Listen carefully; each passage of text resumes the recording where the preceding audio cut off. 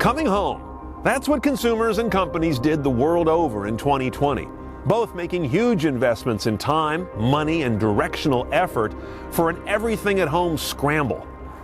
Work, school, commerce, entertainment, health, nothing short of the backbones of everyday life. They all came home, but just because we could do it doesn't mean we necessarily should in the long haul. And are we even doing it right?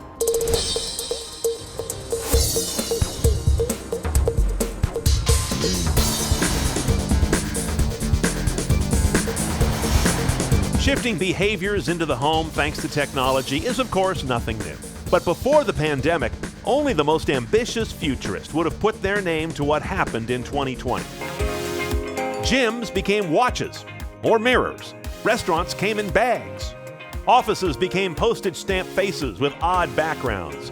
But we moved from 5% work hours at home to 40%, according to Stanford economist Nicholas Bloom. The dining room table, that's now a school. And the doctor is in your hand. Just 15% of us had used telehealth before 2020, but that grew to 41% during the pandemic, according to Parks Associates. And we're still trying to master mute. But all of this was done with a viral gun to our heads that can mask what's really working in the home and perhaps what really isn't. Ask frazzled parents how simultaneous work and school from home are working out. Healthcare providers never signed up to be tech support for their patients' connected devices. Web meetings may sustain existing relationships, but can you really make new ones in a Hollywood Squares interface? And we still want to feel the avocados. Let's explore what really works at home and how it works best. To sort this out is my dream team. Jennifer Kent is Senior Director at Parks Associates in Dallas.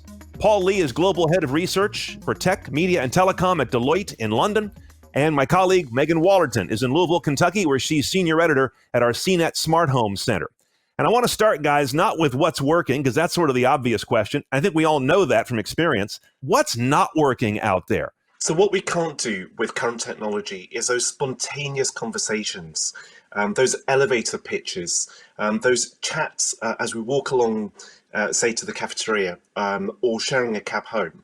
There is no digital equivalent of that as far as I can see. So Zoom and other products like that are fantastic for the meeting room replication. But the reality is business is about more than just the boardroom. Jennifer, you guys do a lot of research about what people are doing and thinking about doing. What do you think is kind of a squeaky wheel that's not turning smoothly? For me, the thing that I don't think is really going to stick after the pandemic is actually remote learning. There's a lot of interesting companies doing innovative things here, a lot of investments from the school districts in technology, and that's great. But when you're looking at K through 12, I don't know that it really works for the students. The reality of work and the reality of school aren't quite aligned for long-term remote learning at school. I think kids generally benefit from the socialization, while a lot of this investment is likely to pay it forward to more technology being incorporated into curricula in the classroom. I really don't know that remote schooling is going to stick long-term. Yeah, I hear that pain point a lot, that one. And I think second, right behind it, I hear from a number of parties that health is also, it works, but there's a lot that you can miss. What do you guys see in that area in terms of it being difficult? I think that the big gap right now is the fact that while video-based consultation services are here and the technology is here and there's much greater usage this year than ever before, the connected device ecosystem is still relatively immature. So there's not a wide adoption of connected health devices at home, and those that have, let's say, a connected blood pressure cuff or a connected weight scale or a smart thermometer, that data is not integrated with telehealth services. So while I'm actually very bullish on telehealth long term, there's a major pain point in this gap between the vital signs and the data that you pick up from devices just really not being out in the market, and the services, which we've seen an incredible increase in growth in this year. Okay, Megan, let's talk about what's happening in the smart home. A lot of people look at this revolution of becoming home-centric, these millions of hours of home that didn't exist before. Homes sat there empty much of the time. Now we're in them all the time, and they think this is going to be this incredible explosion of smart home adoption. But what are you really seeing out there? It's been a real challenge for a lot of people trying to adapt to this time. Obviously, being at home, there's a big proliferation of smart home devices, which has been incredible. But what I'm increasingly hearing from our readers is that the devices they're buying, while they're amazing and they help save a little bit of time, they're not actually touching on those big pain points, which are the chores, the cooking, the cleaning, the laundry, the stuff that really contributes to the bigger challenge of that work-life balance that we're all struggling with right now. So while security cameras and thermostats and voice assistants are incredible devices that can save time and money and energy and help you monitor your home safely, it really isn't addressing the bigger problems that people are having right now. Adoption of smart home, Parks Associates data, the most recent I've seen, Jennifer, let's be generous and say 30% of homes have some smart home tech. Is that about right? Yeah, that's about right. Actually, maybe even a hair lower than that. Have at least one smart home device in the household. But for a lot of individual products, adoption has just crept up in minor ways. Smart thermostats, I think, are about 15% adoption right now after being on the market for 10 years. And one smart home device does not make a smart home, of course, right? That being said, we have seen a lot of growth actually in peace of mind and premise security devices this year.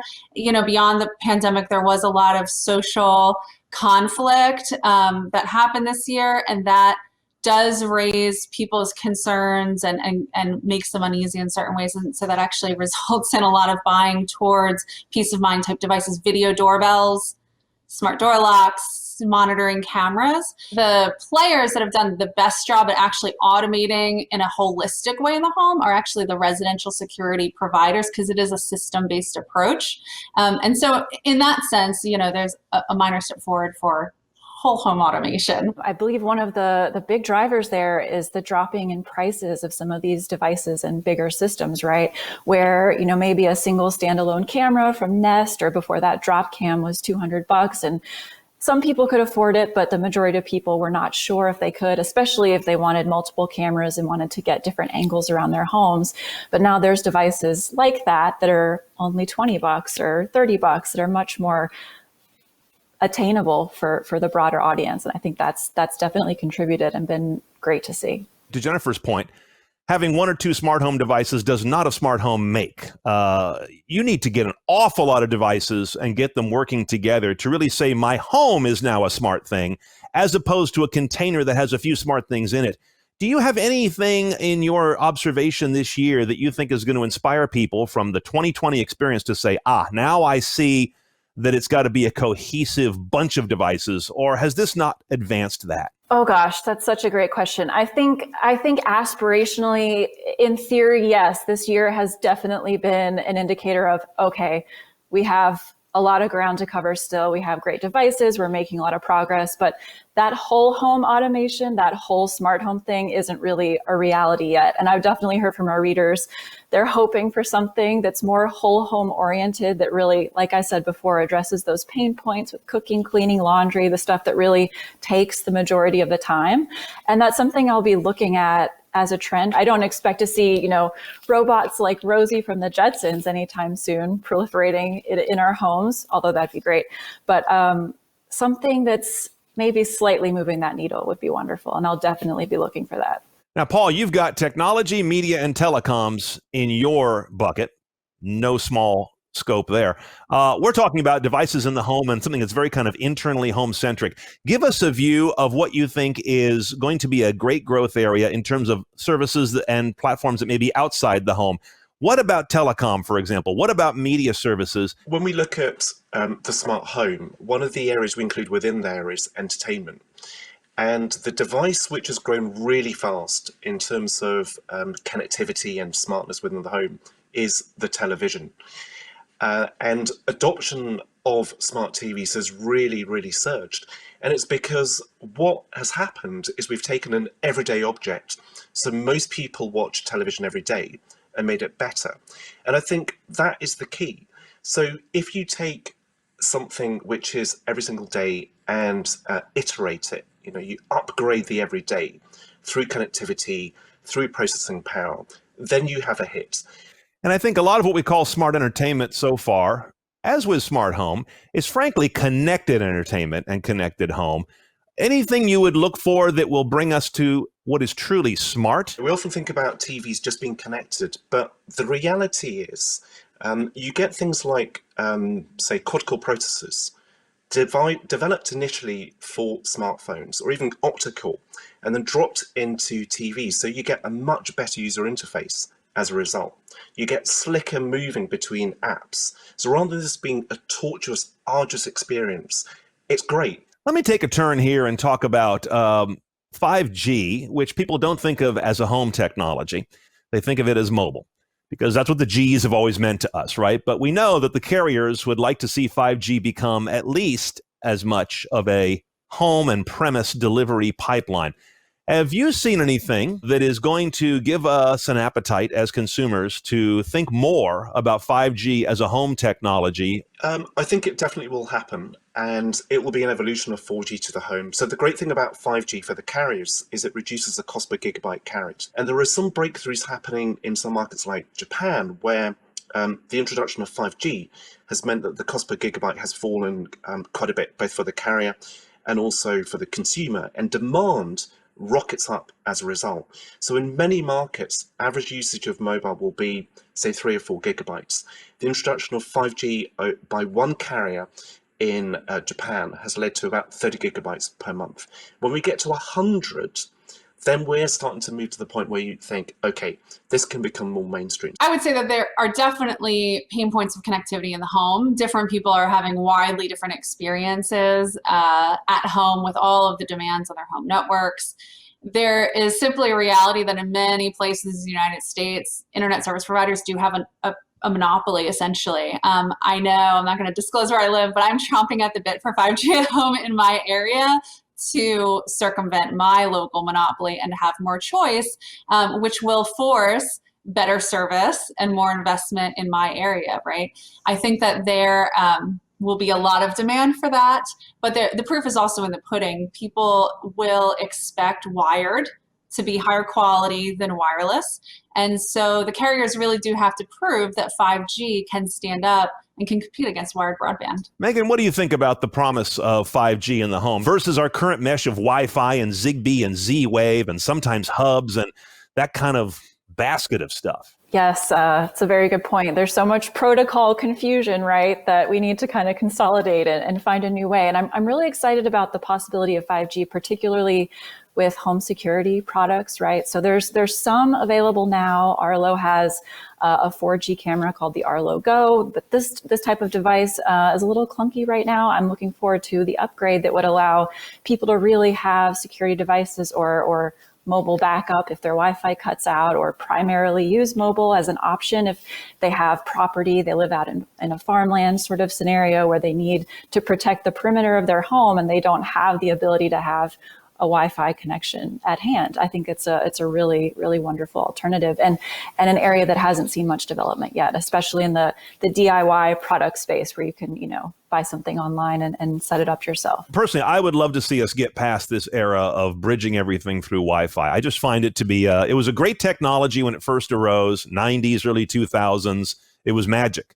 But to me, it just seems like this thing in the way now, as opposed to smart home products that should, in the future, home run to the internet instead of making a step through Wi-Fi and or a hub, right? Absolutely. It's definitely a pain point. And one of the things we have to say now, because this is how it is with the different protocols available, is you have to really start with a solid Wi-Fi connection. If you don't have one, you need a range extender for that battery-powered doorbell or your wired doorbell to work, or anything that would be likely going usually around the perimeter of your house or beyond.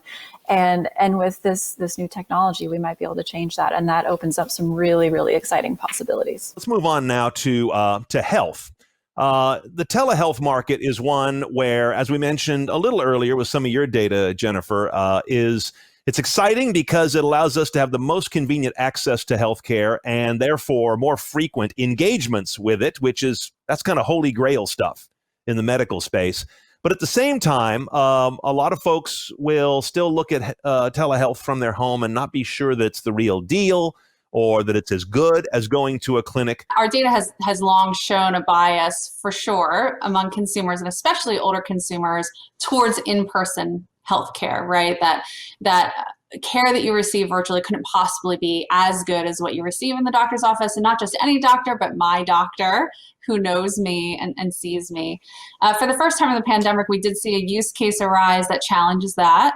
So the idea that actually going to the office could expose me to getting sick, or I could be exposing others. And so in that way, care from home is actually preferable, right, for that specific use case.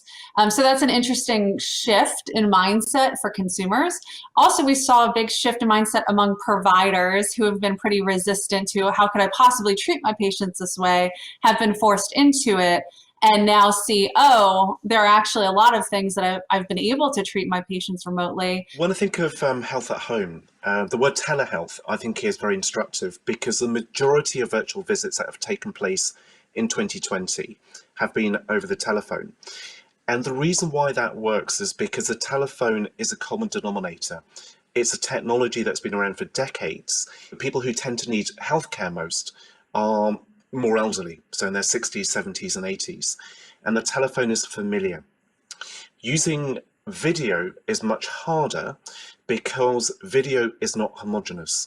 So video can be a fantastic experience with really great cameras and really great lighting, but it can also be a very mediocre experience with mediocre devices, poor quality lenses, etc.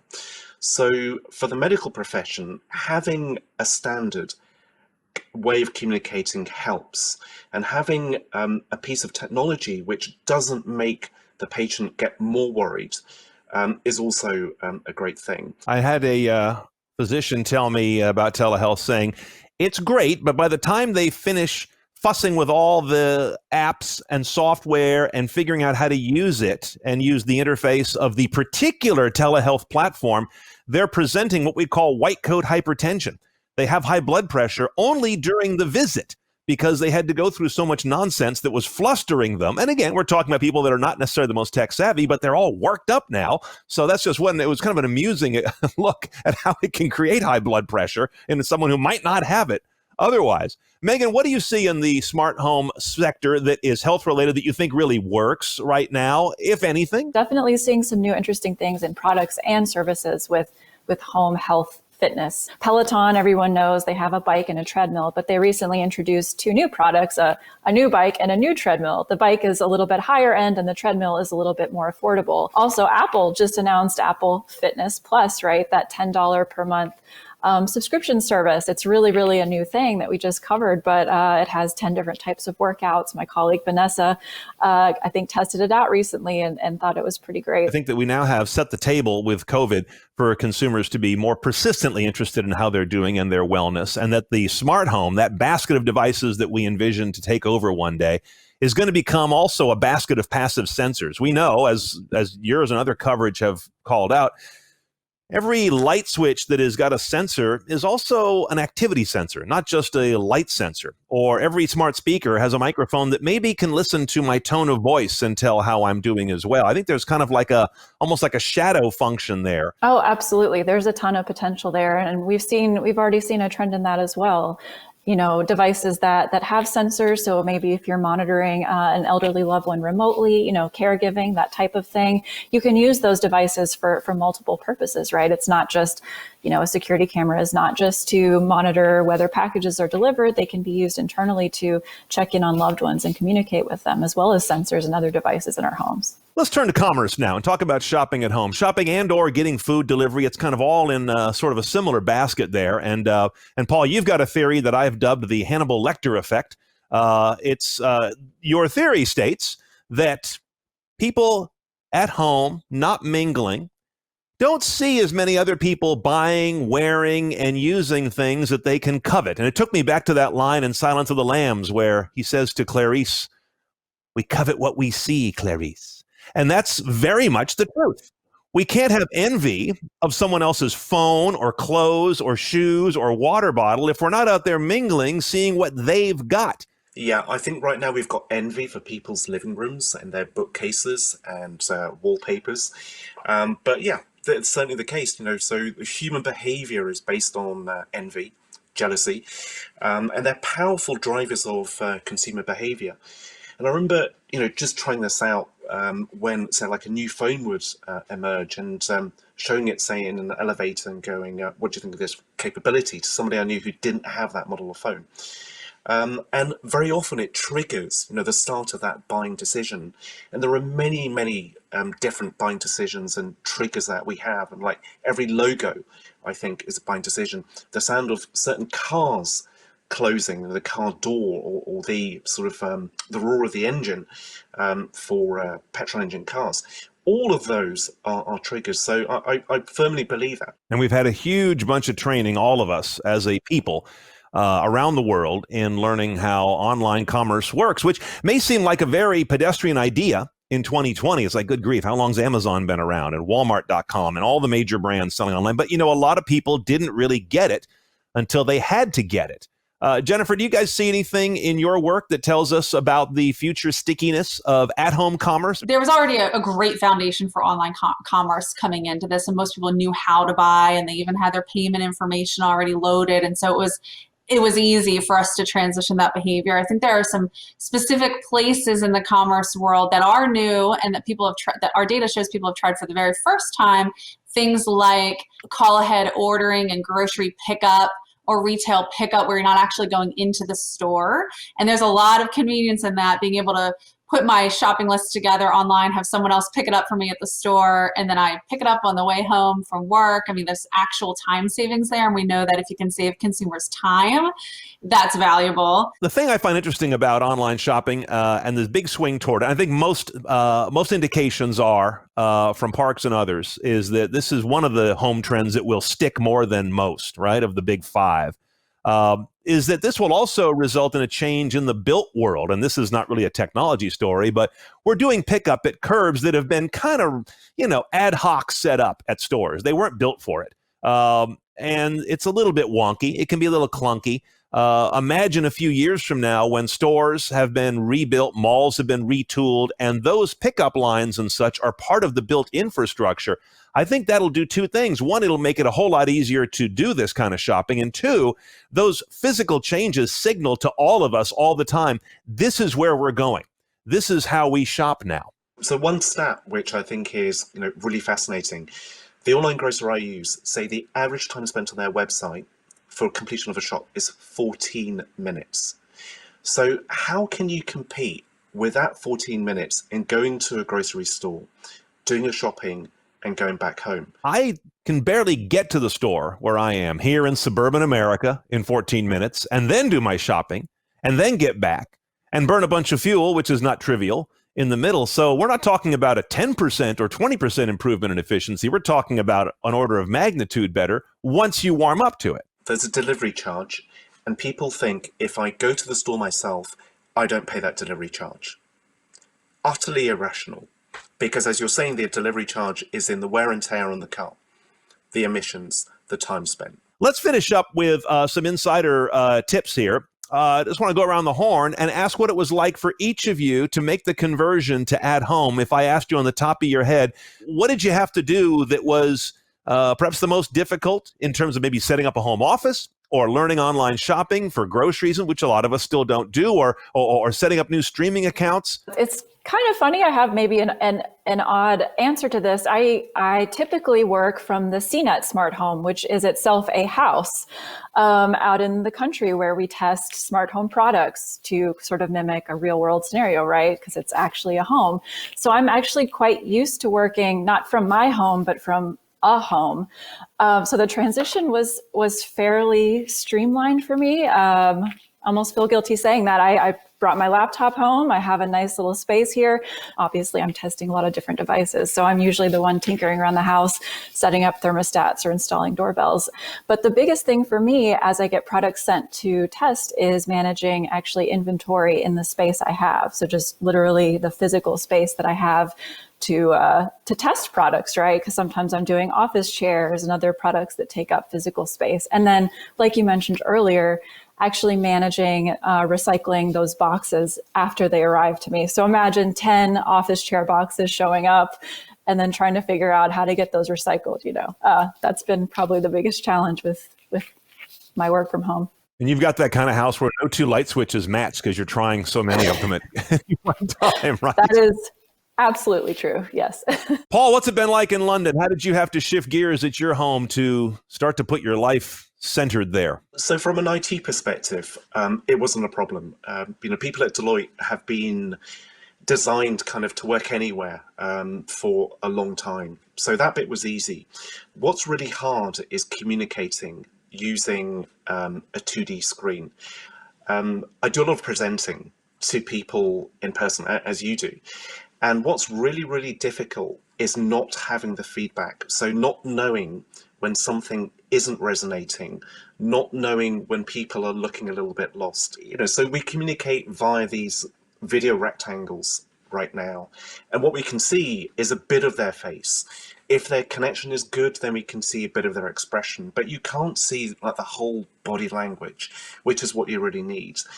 And so, that's one reason why I expect within a few months, as soon as it's safe to do so, most people who can do will end up going back to offices as much as they can. Jennifer, tell me about the experience that you've had setting up to do your work at home. What was easy? What was hard?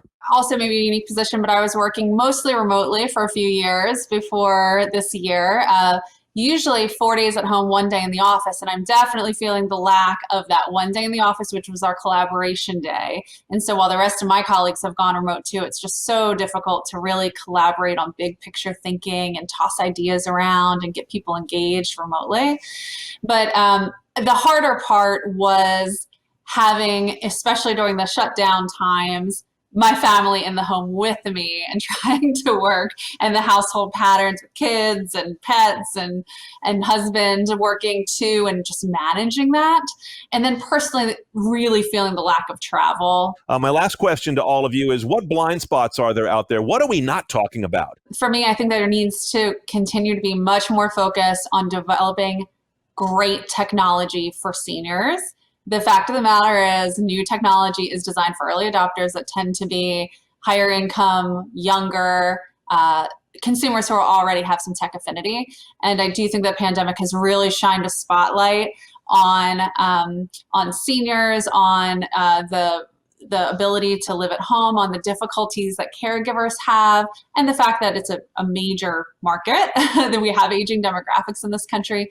I want smart, large appliances that really address the problems of the consumers. So I know we're a ways off, but at CES in years past, we've seen the Foldimate and the Laundroid and devices that are really trying to address those chores that take up time that no one really wants to do. I want to see a truly smart, large appliance. As we've all learned, and you've all been echoing, once we bring more aspects of our life at home, home becomes a very busy place. And suddenly those chores, while we never love doing them, suddenly we absolutely just don't have time to do them. Yeah, so my suggestion for this year is LiDAR. So this is a technology that's been around for decades. It's been really expensive.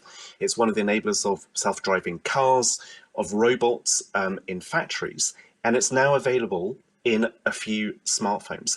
And what LiDAR does is it can capture depth. There are plenty of applications, say, for home decoration, but there's also e-commerce. So you can measure your dimensions using LiDAR. You can create a 3D scan of yourself. You can always buy the right size of sweater or trousers, or you call them pants, I think, in the US. But, you think of all those possibilities. It's fantastic. And a great benefit of that would be fewer returns. So it's good for the environment as well as being good for the bottom line. I want to thank my at-home dream team. Jennifer Kent is Senior Director at Parks Associates. Paul Lee is Global Head of Research for Tech, Media, and Telecom at Deloitte in London. And my colleague, Megan Wallerton, Senior Editor at the CNET Smart Home Center in Louisville, Kentucky. We've experienced a tsunami of new living at home via technology.